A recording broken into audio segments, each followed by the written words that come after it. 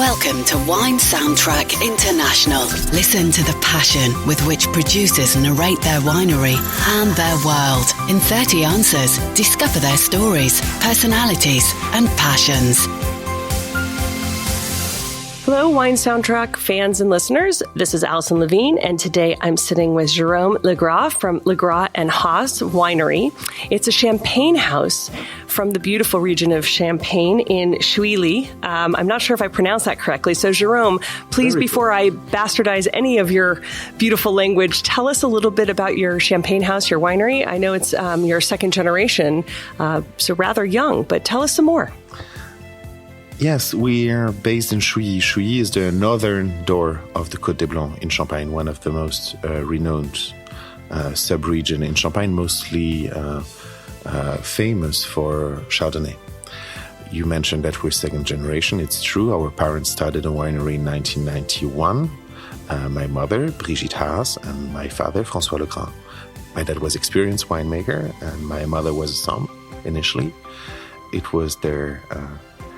I don't like to say retirement project, but it was their last, or so they thought, their last professional project in their career.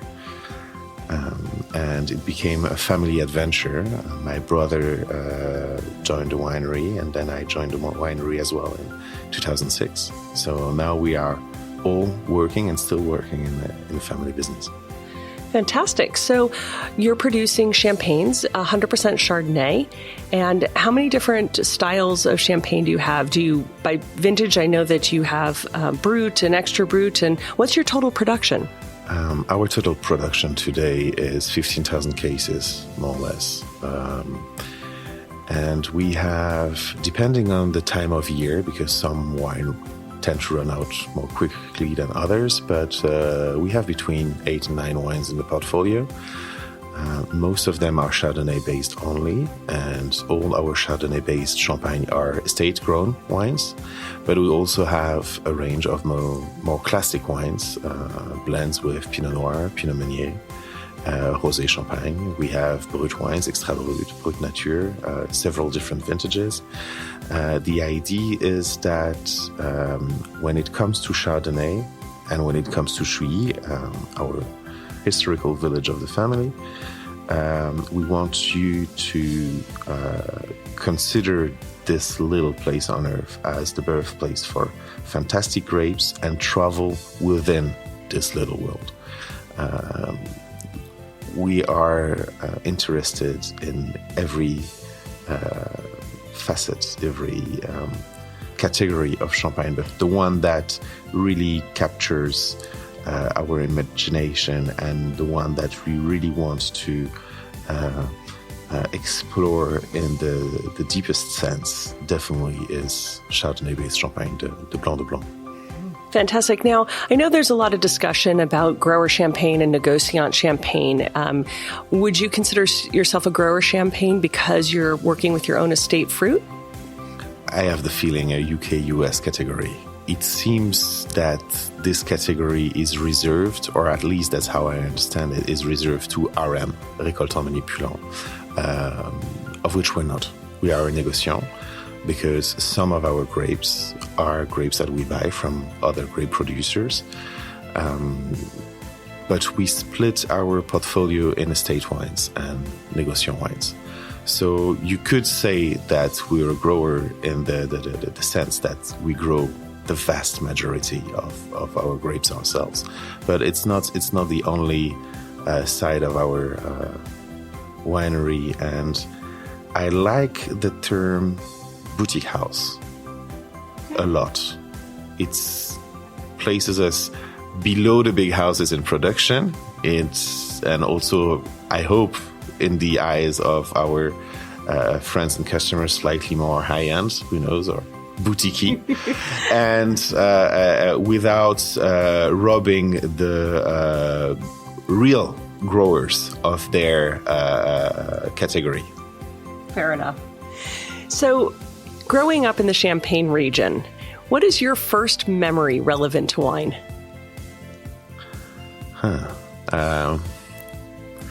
I think my first memory relevant to wine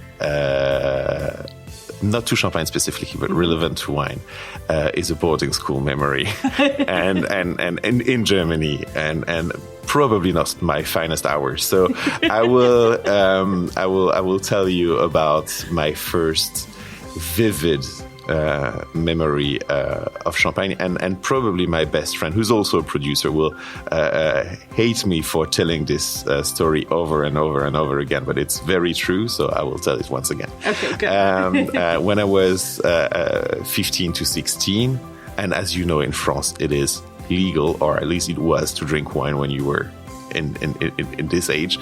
I was spending a lot of time with my best friend. We were alone at home. We were watching movies, playing video games, and drinking champagne, of course. So we would go to my dad's cellar and pick what was there. And sometimes, in a producer's cellar,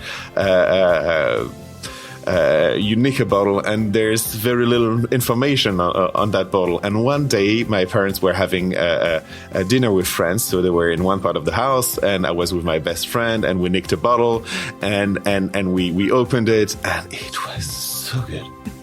It was bonkers. It was fantastic. So instead of hiding the deed, and we went to my dad and asked him, "What is this? Tell us more. Give us the vintage. Give us any piece of information, because this is the stash I want to nick from now on." And do you know what it was? Yes. It was a Blanc de Blanc 90 from the winery, a pre-Legras Haas wine that was made for my mother by my dad, that was at the time sold under another name, namely Brigitte Haas. She had a small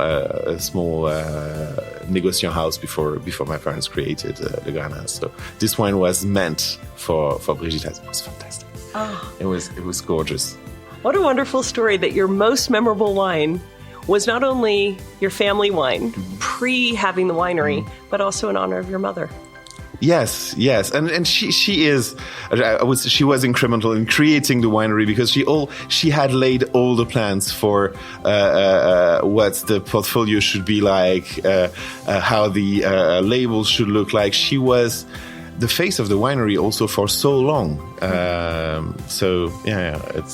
So was your father upset that you opened the bottle, or was he impressed? I don't know. I don't think he was upset that we opened the bottle. I think he was kind of happy that instead of hiding the deed, we went to him to ask for more information. And I think to this day, 1990 is one of my fondest vintage. First of all, because it's great, but also partly because of this memory. Ah. So, I mean, I know I would think you would be a little bit biased, because Champagne is such a glorious region and makes such wonderful wines. But among all the populations of the world, who do you think drinks the best in terms of quality? It's an ever-evolving reality.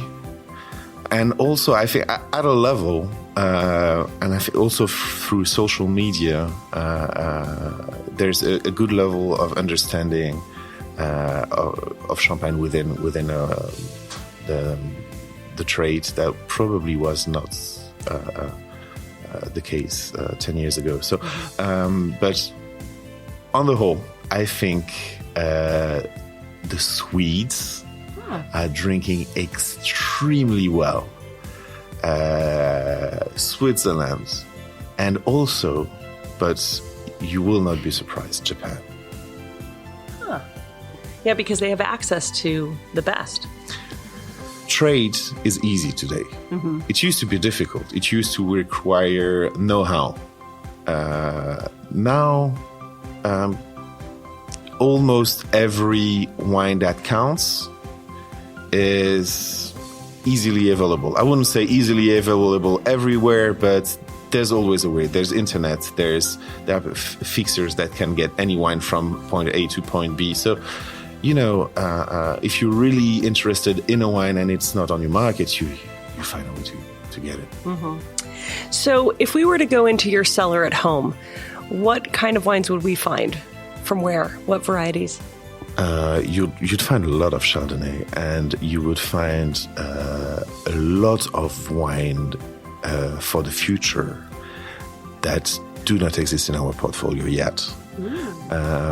We are reshaping at core the way we look at vintages at the moment, for example. And we used to make a vintage every now and then when it felt right. But now we look at vintages in a much, much broader way, meaning that if something stands out, or if a wine seems to require a different type of care, this will be done. Meaning there's almost 1, 2, sometimes 3 or 4 different wines that are vintage every year. It used not to be the case. I think it's going to be a nightmare for me to market in 5, 6 years when some of those wines starts being released. But I'm up for the challenge. I really want people to understand Chouilly. We understand Champagne, we understand Blanc de Blanc, we understand the Côte de Blanc. Chouilly was a village with very few producers, where Champagne houses had a lot of vineyards, but it still is, in my opinion, the underdog in the Côte de Blanc. And people need to understand it at a much, much deeper level. Parcellaire has to be a subject in Chouilly, and not only the Montaigu, because there's one hill in Chouilly with its satellites, and everybody knew and has always known that it was a great place, but there are other fantastic plots in Chouilly, and people need to have the chance we have to know them, and they have to be more intimate with Chouilly. So we're working on that. And you will see also a few wines from the past, of course, in our cellar. Do you drink wine from any other regions within France or outside of France? Yes. I do not have universal knowledge of wine, and I don't think I will ever try to, because sometimes I get obsessed with a region or with a grape, or and for a while I cannot taste anything else. I started 10 years ago to drink more and more wines from Piedmont, and I cannot shake this obsession. So I'd say outside Champagne, I probably drink 90% Piedmont.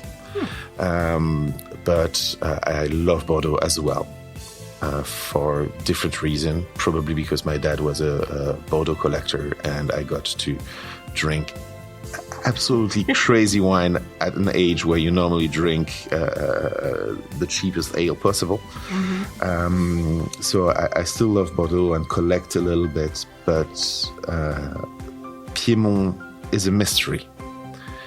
You don't get obsessed with things you understand. Mm-hmm. For things that are immediately pleasing and easy, you like them, but you don't get crazy about them because you understand something about it. When you don't understand at all, and I still don't understand Piedmont at all, that's where the obsession comes. That's where you always scratch your head. So you had mentioned something about varieties and really you focus on one at a time. Do you think there's a such thing as a perfect variety? A perfect variety is intimate with the place it's grown at. And some grape varieties tend to adapt to many different soils and climates and growing techniques.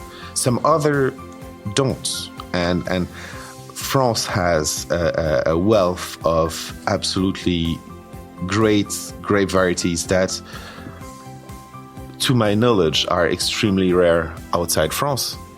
And they're captivating because they have a strong level of intimacy with the land. So, no, to answer your question, no. For me, there is no such thing as a perfect red variety. And what is your opinion about wine critics and scores? This is a difficult question because sometimes they...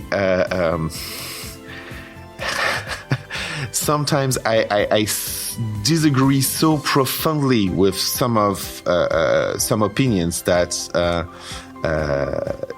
I tend to reject some people, but more and more what I think is it's up to you to find a critic that fits you well. Mm-hmm. You know, I think the time of one critic per region is dead and gone, and this is a good thing. However, one critic per customer, that may be the way. You know, if you like a critic, if you tend to agree with him, then this person will point wines that you don't know about, that you will most likely like. So they're definitely useful, especially the ones that, and it's a new trend, the one that broke away from traditional publishing and mostly work online on the website for themselves. And because in my opinion, some of them, especially the one that don't ask the producer for money every Monday and Tuesdays, they have a freedom of criticizing, which should be at the core of what they do, and that I find actually usually positive. And sometimes, you know, you go online and you read review about a wine and you couldn't disagree more, or you read review about two of your vintages and you say, no, it's the other way around. But it's an individual. It's not. You saw it today at the tasting we attended. Two extremely good vintages split the crowd. Mm-hmm. Half of the room likes 95 more, and half of the room likes 96 more. That's bound to happen. So, in fairness, I liked both. Yes, but you always state a preference. You know what I mean? So you have to give a grade between 95 and 100. Sorry. So let me ask you, you know, so many times when I talk to winemakers in America or in other places, and you ask them, like, you know, how do you approach food and wine pairing? And so often the answer is, well, when in doubt, or I always like champagne through a whole meal. You make champagne, you live in Champagne. How do you approach food and wine pairing, and what do you like? Do you drink red and white rosé as well as champagne? I love wine so privately. I tend not to organize champagne pairing for myself every day. But I don't pair that much anymore. You know, of course, when you have something, you invite family over or you have friends over and you have a slightly formal dinner, then you always, you know, pick the wines, pick the food and try. And how do you pick those? What are you looking for? Can I pedal back a little bit? Absolutely. But often you think about a wine that's going to make you happy. Mm-hmm. At that moment, at that time, order it. You know? It may seem a little bit weird to your friends. It may seem a little bit weird to the sommelier. It may seem not to fit the occasion very well because it's too high-end, or on the contrary, it's too uncomplicated for... If it's what makes you happy, go for it. That said, if I need to pair... then I will try not to make everybody saturated with flavor. You know, the old French dinner that starts with champagne, then goes to Burgundy, through Bordeaux, and then to Sauternes. It's fantastic for the sheer generosity of the idea of having all those wines in the same lunch or dinner. But frankly, it's not Christmas every day, and if you have to live through this, it's a trying experience as well. So I tend to find a harmony that doesn't saturate people. If I have extremely aromatic, sometimes sweet wine, then there will be a light starter with it. And if I have cheese that is, you know how the French cheese Stinky. can be. Yes. I call them delicious.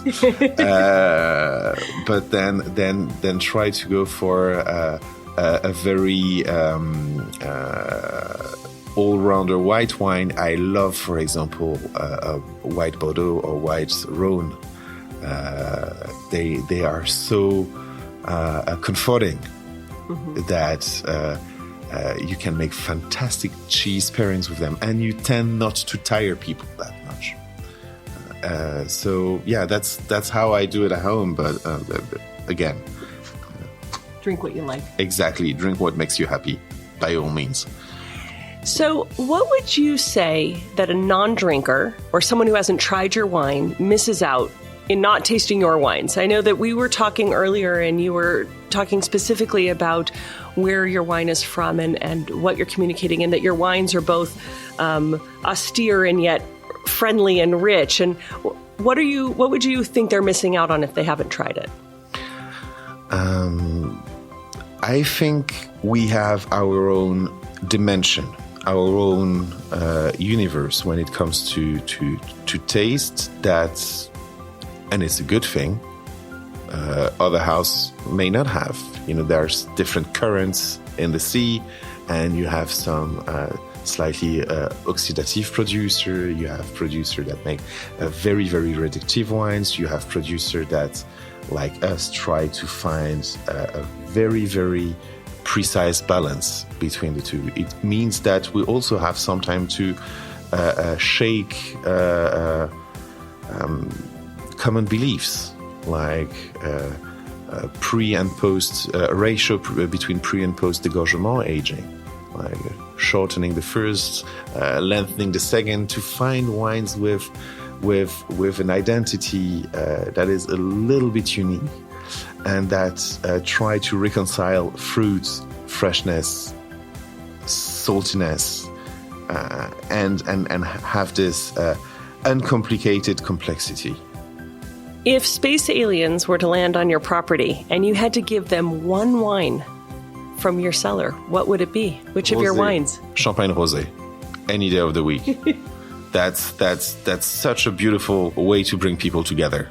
Way to bring to Champagne people who are afraid of it, and bring to rosé people who are afraid of it as well. I think it's a fantastic peacemaker. So you were talking earlier about vintage, and we know that variation is much more extreme in France than it is in California. You have variation from year to year. You make vintages not every year, but you're saying that you're making them more. Do you have any signs or omens that you capture that will determine what a harvest is going to be, what a vintage is going to bring you? A lot of things are difficult to say in advance, especially because, and it still is true, although climate is changing, the last 2-3 weeks before the harvest is crucial to the taste and the profile of the ripening. It's very, very difficult to read that way ahead of time. We rely a lot on feelings we have during the harvest. Do we fall in love or not? This wine, where pre-blending, you fall in love with. What we do is we take a small portion of it, bottle it as such. The rest is not completely discarded from the assemblage, because you cannot do that without making your classic assemblage pour. So all those specialty things, they have to be a very tiny part of your production. But we select at harvest things we fall in love with, And then we try to make a blend later in the year that we fall in love with as well. But it's two separate time. Very, very early stage of winemaking, something can be so original that you want to partly set it aside. And then comes the real work, the real tradition in Champagne, which is making every year a wine that is the best it can be and also resemble the style of the house. Find a good balance between making the best possible wine and not completely unsettling your fans every year. Mm-hmm. So, and making something that you love, and when you blend, you have several people around the table and it clicks, and that it's a sensation. It's not only taste and smell, and it's a more holistic sensation. Mm-hmm. And when harvest is about to start, does your family have a tradition of what you do? No. Actually, no. We have no pre-harvest things that we do. Instead of preparing the winery to receive the wine, and in that sense, I can compare it a little to preparing a room for a baby. Since you're doing that right now.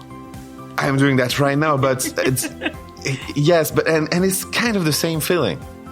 You are making sure everything is in place so that the minute it starts, you're 100% for the harvest.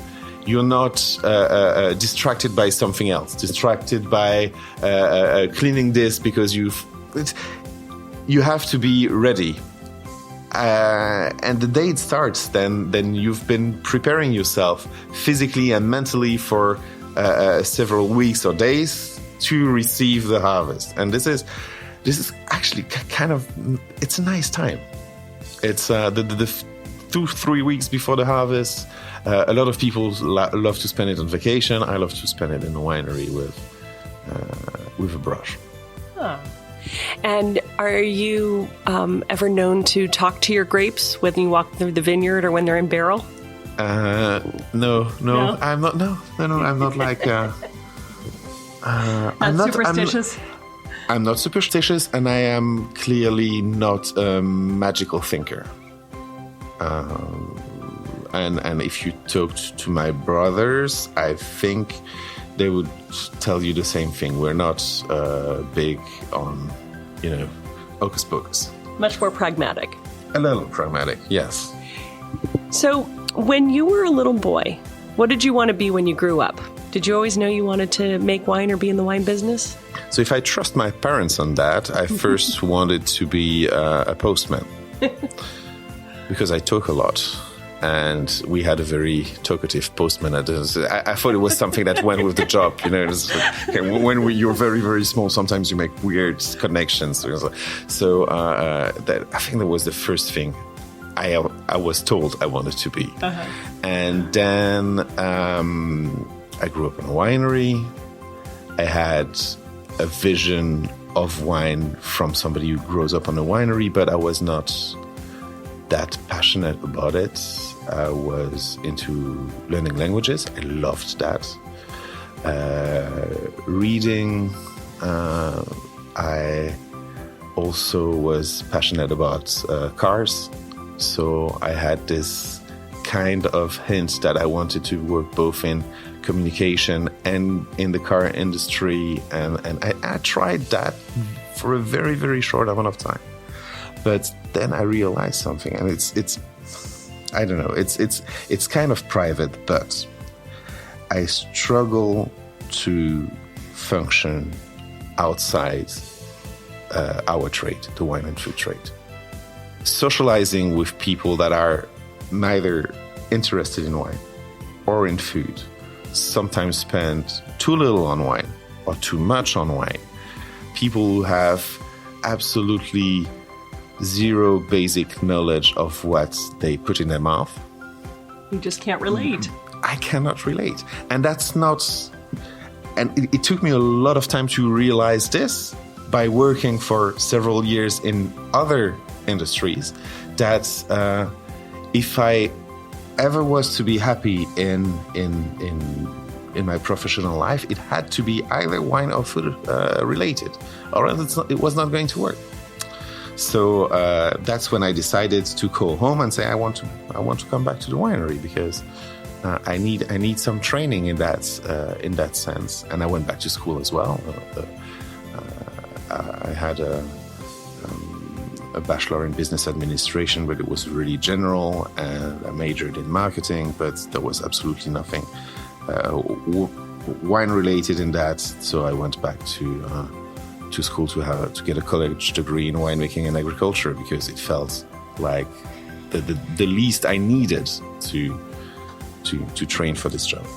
And when you're not making wine and traveling the world talking about your wine, what do you do for fun? Gardening a little. I still love reading.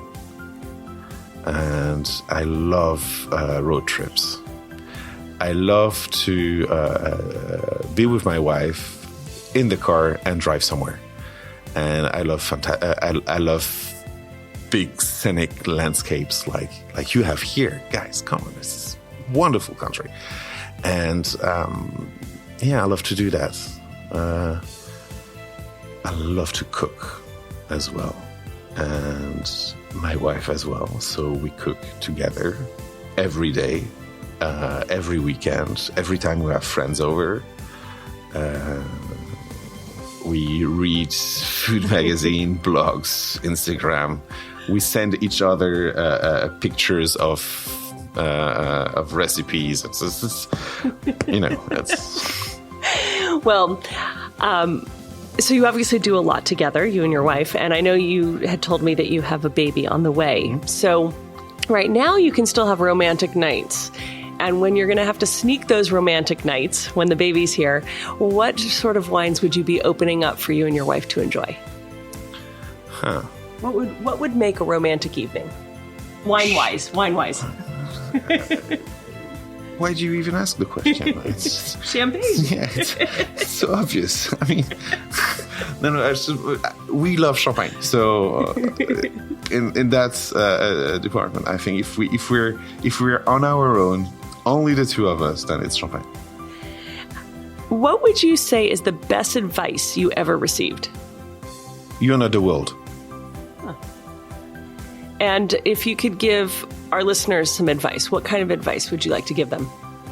Oh, I'm so bad at that. No, I don't want to interfere with your life, guys. If you're happy, I don't want to make you unhappy with my bad advices. And if you're not, I may not be the best person to ask. Spend time with your family and your friends if you have good friends, and if you're happy with your family. Do the things that make you happy. But it's like obvious kind of stuff. It's just, it feels weird to give advices like that. What would you say is one of your proudest achievements to date in your work? Continuity. Resisting the urge of breaking tradition. Resisting brutality in change.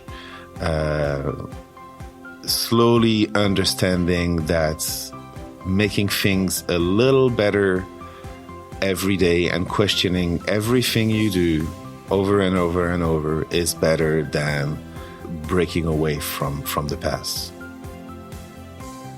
It took a long time to get over the frustration of not being free to do everything I want any second of my life, professionally, I mean. And once I got over that, I was much, much happier, and I think more able to plan for the future. So if paparazzi took a photo of somebody sitting at a table in a restaurant, and on the back of that table was a bottle of your champagne sitting there, who would you want that person to be drinking your wine? The nice person with the most possible followers, of course. And let's be pragmatic.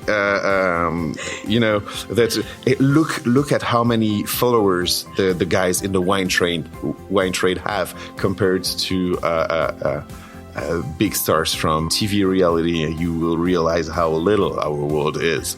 So, no, I'd go big. I have no names in my head. This Kim Kardashian lady looks like a good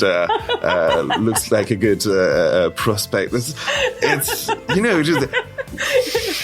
You're all for numbers. Go big. If you're talking Instagram, yes, go big. Come on, of course. As long as it's somebody nice, somebody who's not, So complete this sentence for me. Okay. A table without wine is like? A table without wine is a table for you alone. That's a very lonely place. No. Without the wine, not being alone. No. You can be on your own in a restaurant and have a lovely time. However, there's part of what makes wine is the way it brings people together.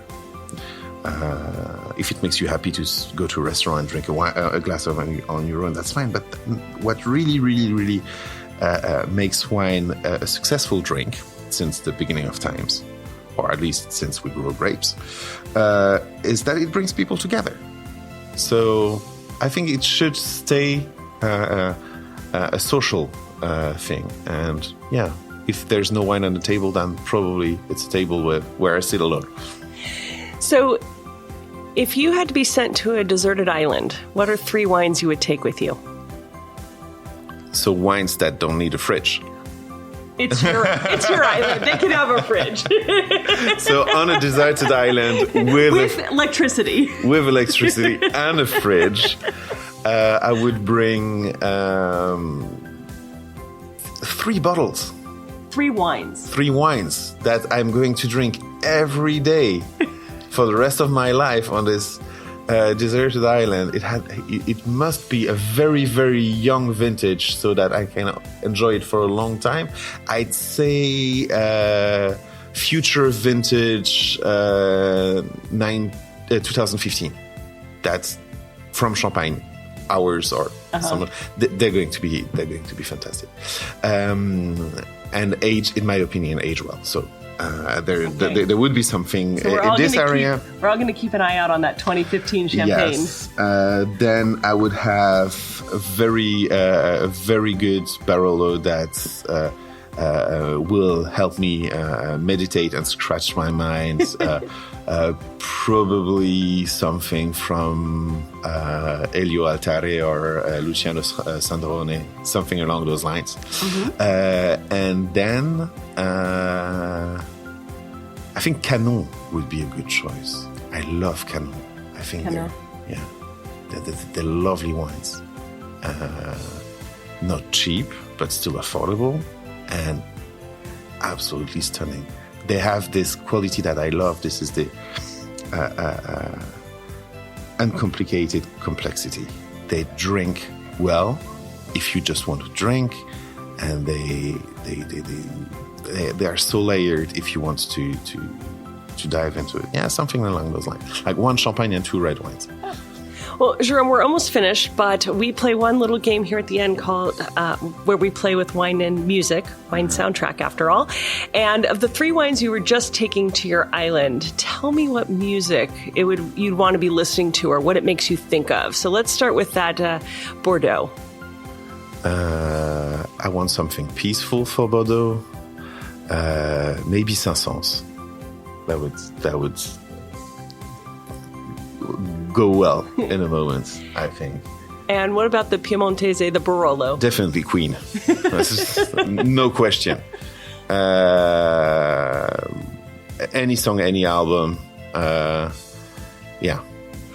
And a bottle of your champagne, the 2002 vintage, since I just fell in love with that one. Champagne is a party drink. It's a fantastic wine, but it is the single best party drink I know of. So, Daft Punk. Yeah. Oh, on that note, I want to thank you for joining us today at Wine Soundtrack. And before we go, can you let our listeners know if they can visit you and where they can find your wines? They can write us an email, find our website. We accept visits gladly, on appointment only. Our wines almost everywhere in Europe, and I think in the US real soon. Fantastic. Well, we look forward to finding your wines in the US, and thank you for joining us. Thank you very much. Thanks for listening to a new episode of Wine Soundtrack International. For details and updates, visit our website, winesoundtrack.com.